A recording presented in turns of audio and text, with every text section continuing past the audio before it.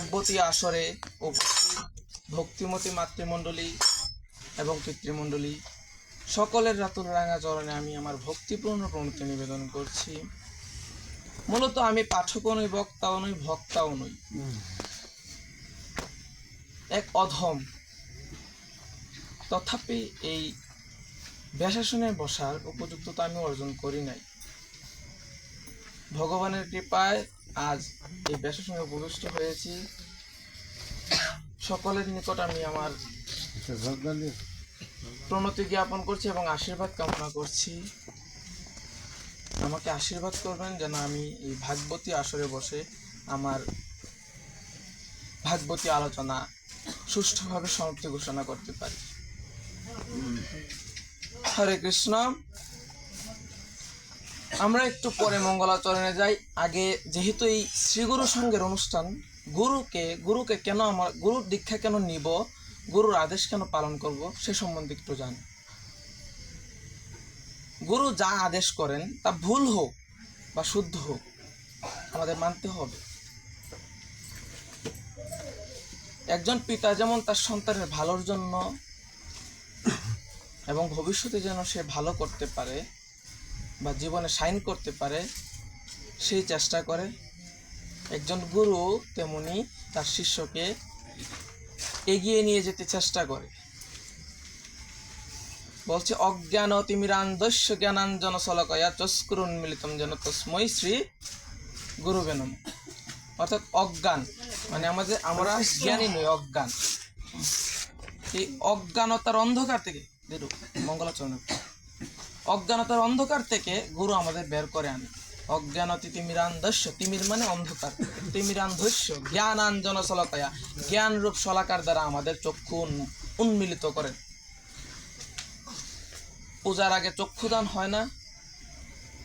প্রতিটা পূজার আগেই তো মূর্তিতে চক্ষুদান করা হয়। আমাদের এই চর্মচক্ষু খোলা আছে ঠিকই, কিন্তু জ্ঞান চক্ষু আমাদের খুলে নাই। সেই জ্ঞান চক্ষু জাগ্রত করতে পারেন একমাত্র শ্রী গুরুদেব। তাই গুরুদেব যাই বলুক আমাদের তা শ্রদ্ধার সহিত পালন করতে হবে এবং অমুক ওনার গুরুদেব, অমুক আমার গুরুদেব বড়, সেই কথাটা যদি মনে আনা হয় তাহলে আপনি নিজের গুরুর প্রতি অশ্রদ্ধা জ্ঞাপন করছেন। বলবেন কিভাবে? প্রত্যেক গুরুর মধ্যেই ব্রহ্মা বিষ্ণু মহেশ্বর বিরাজমান। বলছে গুরু ব্রহ্মা, গুরু বিষ্ণু, গুরু দেব মহেশ্বর, গুরু সাক্ষাৎ পরম ব্রহ্ম তস্মৈ শ্রী গুরুবে নমঃ। গুরু সাক্ষাৎ পরম ব্রহ্ম, উনি আপনার গুরুদেব হোক বা অন্যর গুরুদেব হোক। তাই গুরু নিন্দা করা ঠিক নয়। পঞ্চপাণ্ডবের মাতা কুন্তী। পঞ্চপাণ্ডবের মাতা কে? কুন্তী। উনি বিয়ের আগে গুরু দীক্ষা নিয়েছিলেন বশিষ্ঠের কাছ থেকে। বশিষ্ঠ তখন এক বীজ মন্ত্র দিয়ে বলেছিলেন এই বীজ মন্ত্রের দ্বারা তুমি যে দেবতাকে আহ্বান করো না কেন সেই দেবতা স্বয়ং এসে তোমাকে পুত্র দান করবে। কুন্তী ভাবছে এ তো সম্ভব নয়। সন্তান একজন পুরুষ এবং একজন নারী মিলনের মাধ্যমে একটা সন্তান উৎপন্ন হয়, তাই নয় কি? তো দেবতাদের আহ্বান করলেই যে দেবতারা এসে সন্তান দিয়ে যাবেন এটা তো প্রামাণ্য নেই। তাই কুন্তী সেটা বিশ্বাস করলেন না। কুন্তী আহ্বান করলেন সেই বীজ মন্ত্রের দ্বারা সূর্যদেবকে। সূর্যদেব উপস্থিত হলেন একটা পুত্র সন্তান নিয়ে। তখন কুন্তী ভাবতেছেন যে এই সন্তান নিয়ে এখন আমি কি করব, আমার তো বিয়ে হয় না, আমি কুমারী, এই সমাজ তো আমাকে মেনে নেবে না। সূর্যদেবকে বললেন যে এই সন্তান আমি গ্রহণ করব না। তখন সূর্যদেব বললেন তুমি গুরুর বাক্য শিরোধার্য না মেনে গুরুর বাক্যকে বিপরীতভাবে বুঝেছ, অর্থাৎ তুমি গুরু বাক্যটা মানো নাই, সেই শাস্তি স্বরূপ তোমাকে এই পুত্র গ্রহণ করতেই হবে। তখন কুন্তী সেই পুত্র গ্রহণ করলেন, ঠিক আছে, কিন্তু পরবর্তীতে দেখা যায় সেই পুত্রকে নদীর জলে ভাসিয়ে দিলেন। সেই পুত্রটা কে? মহাবীর কর্ণ। বীরের চেয়ে উত্তম হয়েও তিনি অর্জুনার কর্ণ কিন্তু যুদ্ধে সমদর্শী, সমপারদর্শী, সমান তারা। মৃত্যু ঘটল। এক পুত্র যদি আরেক পুত্রকে হত্যা করে, মাতার মনে একটা বিরূপ প্রভাব ফেলে কিনা?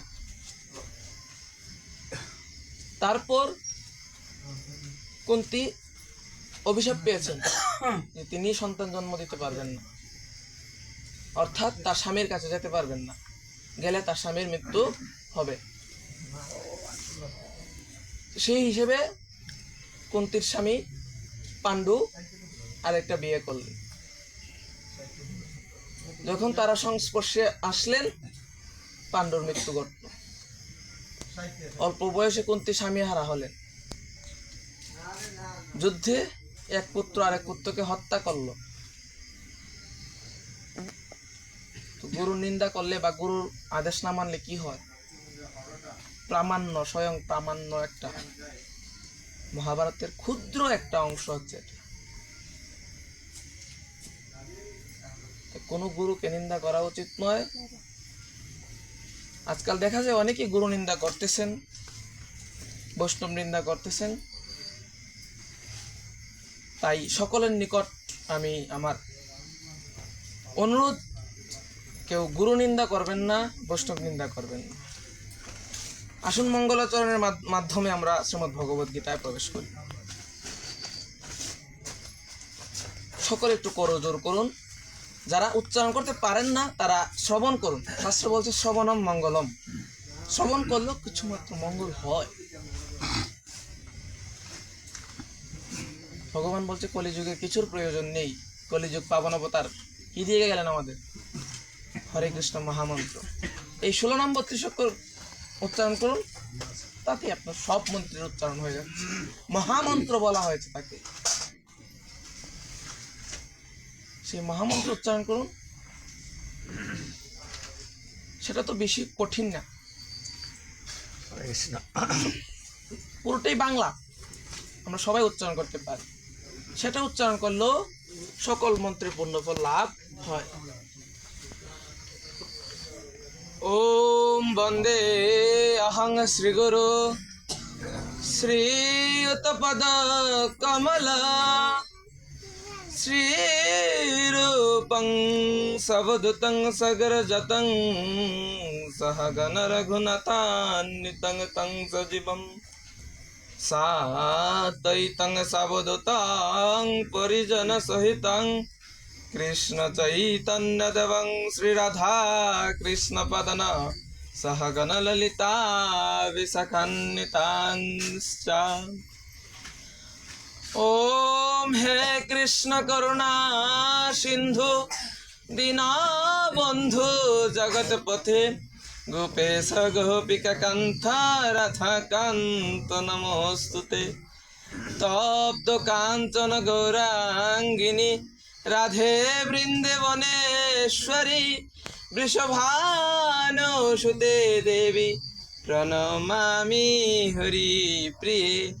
নীলাচল নিবাসায় নিতায় পরমাত্মনে বলভদ্রং সুভদ্রংশ্চ জগন্নাথায় তে নমো নমঃ। ওম নমো মহাবদান্নায় কৃষ্ণ প্রেম প্রদায়তে কৃষ্ণায় কৃষ্ণ চৈতন্য নামিনে গৌরতীশে নমো নমঃ। পঞ্চতত্মাত্মকং ভক্ত স্বরূপকং ভক্তার ভক্তখ্যাং নমামি ভক্ত শক্তিকম। ওম নমঃ বৃন্দায় তুলসীদেবায় প্রিয়ায় কেশবস্বচ কৃষ্ণ ভক্তি প্রদেবী স্বদ্ভক্তৈ নমো নমঃ। ওম শ্রীকৃষ্ণ হৃদয়ং গীতা সংসারমলনাশিনীং জ্ঞান ভক্তি মুক্তিদাত্রীং গীতা দেব্যৈ নমো নমঃ। ওম নারায়ণং নমস্কৃত্যং नरं चैव नरोत्तमं देवीं सरस्वतीति भैसं ततो जयमुदीरयेत्। जय जय राधा रमण, जय जय नवल किशोर, जय जय गोपीजन चित्तचोर प्रभु, जय जय माखन चोरा। जय श्री कृष्ण चैतन्य प्रभु नित्यानंद, श्री अद्वैत श्री गदाधर श्रीवासादि गौर भक्तवृंद। हरे कृष्ण कृष्ण कृष्ण हरे हरे, हरे राम राम राम हरे हरे। हरे कृष्ण कृष्ण कृष्ण हरे हरे, हरे राम राम राम हरे हरे। हरे कृष्ण कृष्ण कृष्ण हरे हरे, हरे राम राम राम हरे हरे। सर्व उपनिषद गावो दुग्धा गोपाल नंदन, पार्थवत्स्व सुधीर भुक्ता दुग्धं गीतामृतं महत्। ओतो श्रीमद्भगवद्गीता द्वादशाध्याय श्लोक नंबर। श्री भगवानुवाच श्रेयो हि ज्ञानमभेषज, ज्ञानाद्धानं विशिष्यते, ध्येनात् कर्मफलतेगस्ता गच्छन्तीरनन्तरम्। अर्थात श्रीमद् भगवत गीतार द्वादश अध्याय भक्ति যুগের 12 নং শ্লোকে শ্রী ভগবান বলছেন, হে অর্জুন, না বুঝে অন্ধের মতো আধ্যাত্মিক অনুশীলন করার চেয়ে তত্ত্বজ্ঞান লাভ করা শ্রেয়। শুষ্ক তত্ত্বজ্ঞানের চেয়ে ঈশ্বরের রূপে বা গুণে ধ্যান করা আরও উত্তম।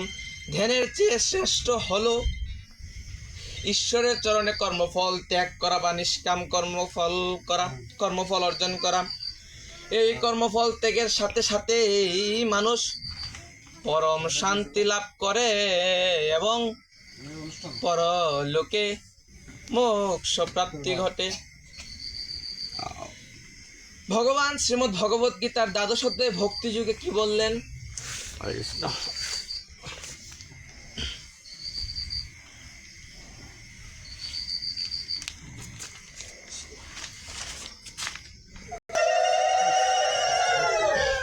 ভগবান দ্বাদশ অধ্যায় ভক্তি যুগের 12 নং শ্লোকে বলছেন, অভ্যাস হইতে জ্ঞান বড়।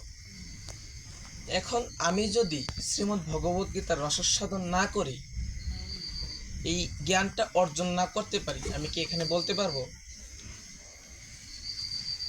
বলা সম্ভব?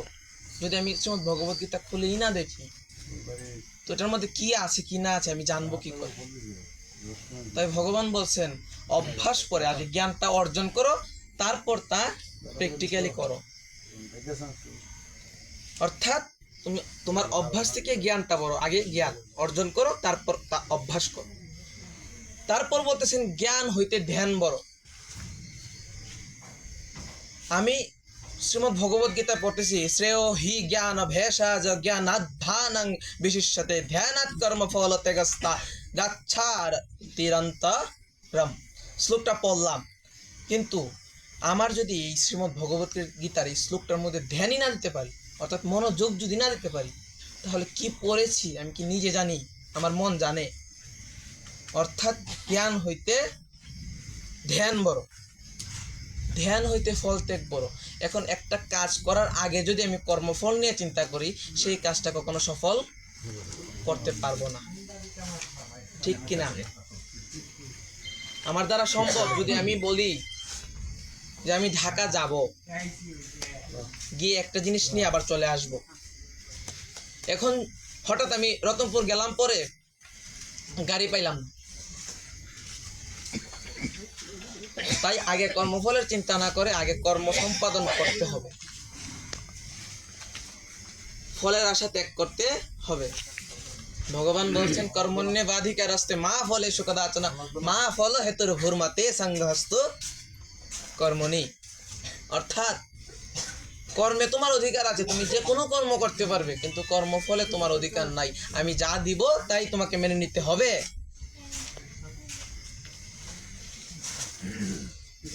নবদ্বীপে শ্রীধর নামে একজন ছিলেন, শ্রীধর পণ্ডিত, চিনেনই তো। উনি কলার মোচা আছে না, কলার মোচা বিক্রি করতেন এবং লাউ বিক্রি করতেন।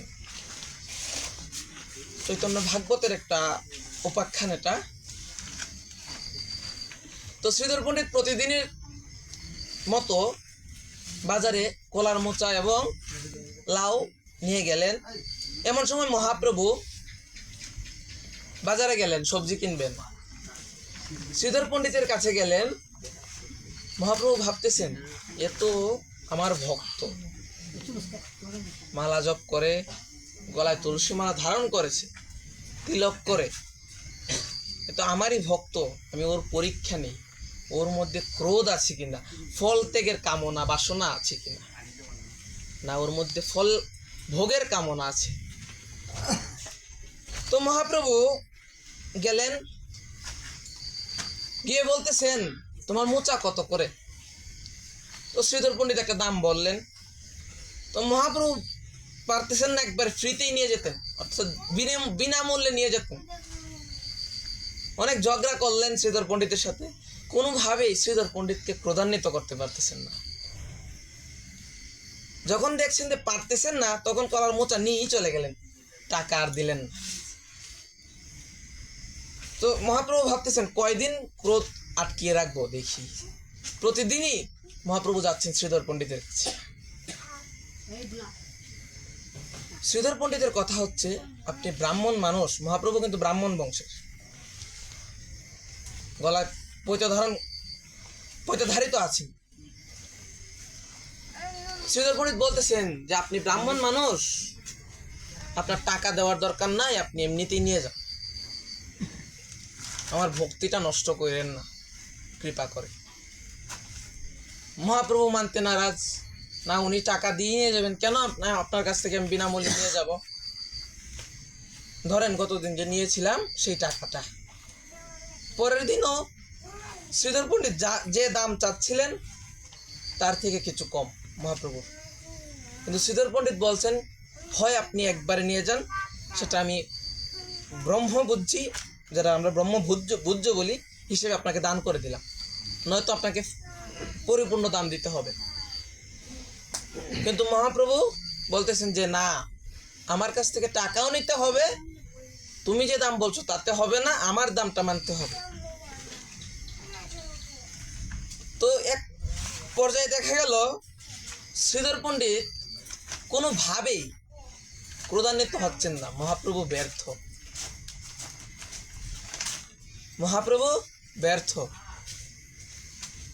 তখন বললেন মহাপ্রভু যে এ সত্যই আমার পরম ভক্ত, এর মধ্যে ফলের কোনো আশা নেই, অর্থাৎ কামনা বাসনা নেই, যে আমার এই জিনিসটা উনি নিয়ে গেলেন, টাকা দিলেন না, তিনি কোনো দাবি টাবি রাখেন না এই কলার মোচা এবং লাউয়ের উপর। তো যখন মহাপ্রভু স্বভাবে স্বমূর্তিতে অবগাহন করলেন, অর্থাৎ যখন মানুষ চিনতে পারছেন উনি স্বয়ং কৃষ্ণ, তার পূর্বে মহাপ্রভু দর্শন দিলেন শ্রীধর পণ্ডিতকে। হে শ্রীধর, তোমাকে আমি অনেক চেষ্টা করেছি ক্রোধান্বিত করতে, কিন্তু আমি পারলাম না। তখন শ্রীধর পণ্ডিত বললেন যে প্রভু, আমি তো আপনাকে দেখি নাই, আমি তো আপনাকে লক্ষ্যই করি নাই, কখন আপনি আসলেন, কখন আপনি আমাকে পরীক্ষা করলেন। শ্রীধর পণ্ডিত যে বাজারে এই জিনিসগুলো নিয়ে যাচ্ছেন, মন কিন্তু তার এই জায়গায় নাই। মনটা কোন জায়গায়? স্বয়ং শ্রীকৃষ্ণের চরণে। তো ভগবান বলতেছেন, তুমি কি বর চাও বলো? রাজত্ব, সুখ, ধন দৌলত, টাকা পয়সা, বাড়ি গাড়ি, যা প্রয়োজন আমাকে বলো, আমি তোমাকে সব দেব। শ্রীধর পণ্ডিত, বাবা আমাদের পক্ষে কি সম্ভব হতো এত কিছু লোভ সামলানো? রাজত্ব, টাকা পয়সা, ধন দৌলত যা আছে সব দিয়ে দেবেন বলছেন। আমাদের পক্ষে, সাধারণ মানুষের পক্ষে, যাদের জ্ঞান চক্ষু উন্মিলিত হয় নাই, চর্মচক্ষু দ্বারা আমরা ভগবানের সেই অপ্রাকৃত মূর্তি দেখতে পাচ্ছি, তাদের পক্ষে এটা সম্ভব নয়। শ্রীধর পণ্ডিত বললেন কি, যে প্রভু আমার কিছুর প্রয়োজন নাই, জন্মে জন্ম যেন আমি তোমার নামটি স্মরণ করতে পারি এবং তোমাকে প্রাপ্ত হই। আমার আর কিছুর প্রয়োজন নেই প্রভু। এই টাকা পয়সা, ধন দৌলত, আত্মীয় স্বজন, ভাই বন্ধু, পিতা মাতা সবাই তো একদিন চলে যাবে। শেষের দিন আমার সাথে প্রভু তুমি বিনে কেউ থাকবে না। তাই আমার একটাই কামনা প্রভু, শেষের দিনে যেন তুমি স্বয়ং এসে আমাকে নিয়ে যাও। তুমি স্বয়ং এসে যেন আমাকে নিয়ে যাও। পিতা মাতা সবাই থাকবে শ্মশানঘাট পর্যন্ত। শ্মশানঘাটের পরে যখন আমাদের দাহাদি কার্য শেষ হয়ে যাবে, কাষ্টের সামনে একটা কলস বসিয়ে তার মধ্যে জল পূর্ণ করে টাকা দেবে, কিছু করি দেবে, চারিদিকে শস্য ছিটিয়ে চলে আসবে কলসটাকে দা দিয়ে কূপ দিয়ে, কিন্তু কেউ পিছন ফিরে তাকাবে না প্রেতের ভয়ে। প্রভু সেই দিন আমি একা হয়ে যাব প্রভু, সেই দিন যেন আমি তোমার দর্শন পাই, আমি তোমাতে প্রাপ্ত হই। আমার আর কোনো কামনা বাসনা নাই প্রভু। ধন দৌলত টাকা পয়সা আমি কিছুই চাই না। তো ভক্ত হতে গেলে মনে সরলতা থাকতে হবে। সরলতা প্রথম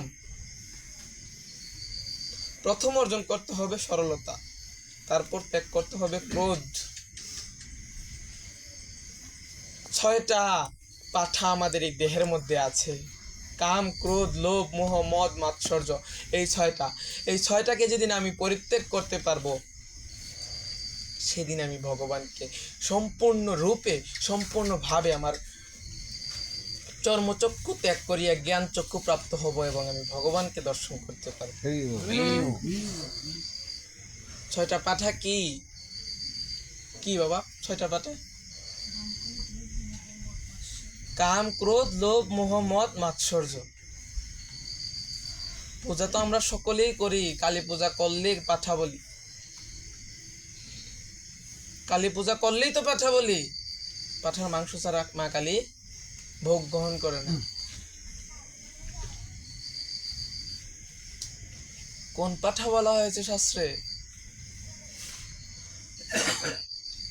এই 6টা পাঠা যে আমাদের মধ্যে আছে, মায়ের পূজা করতেছি। আমি যেরকম মায়ের সন্তান, আমি মায়ের পূজা করতেছি।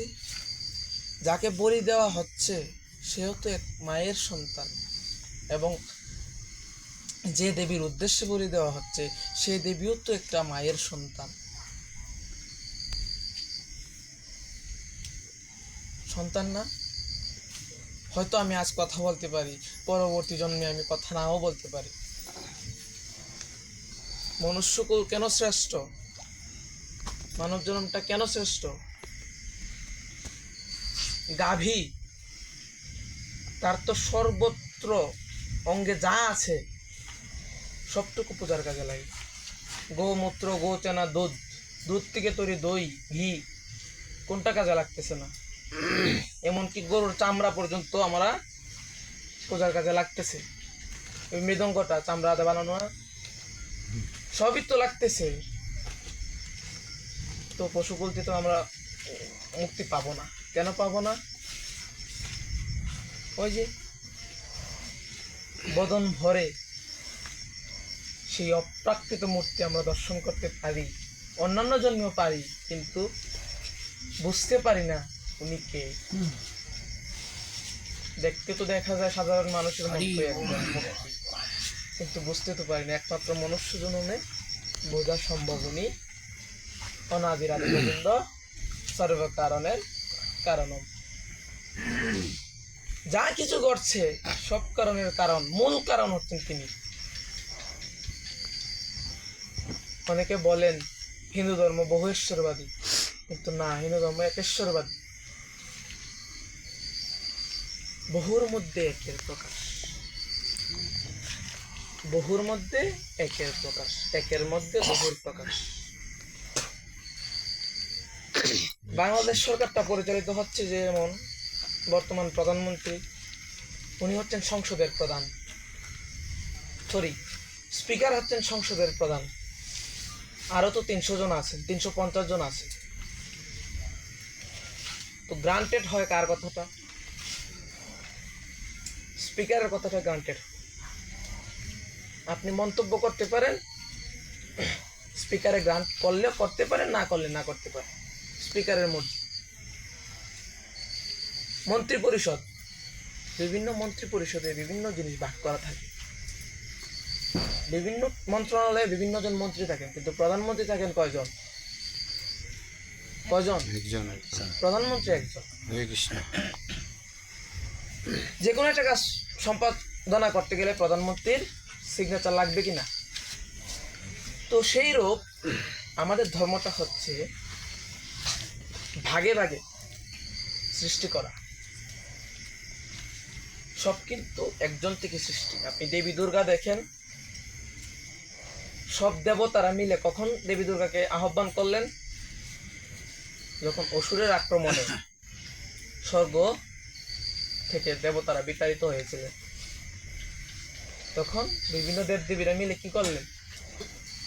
কেউ অস্ত্র দিলেন, কেউ মুখমণ্ডল দিলেন, কেউ চোখ দিলেন, কেউ হৃৎপিণ্ড দিলেন, কেউ পা দিলেন।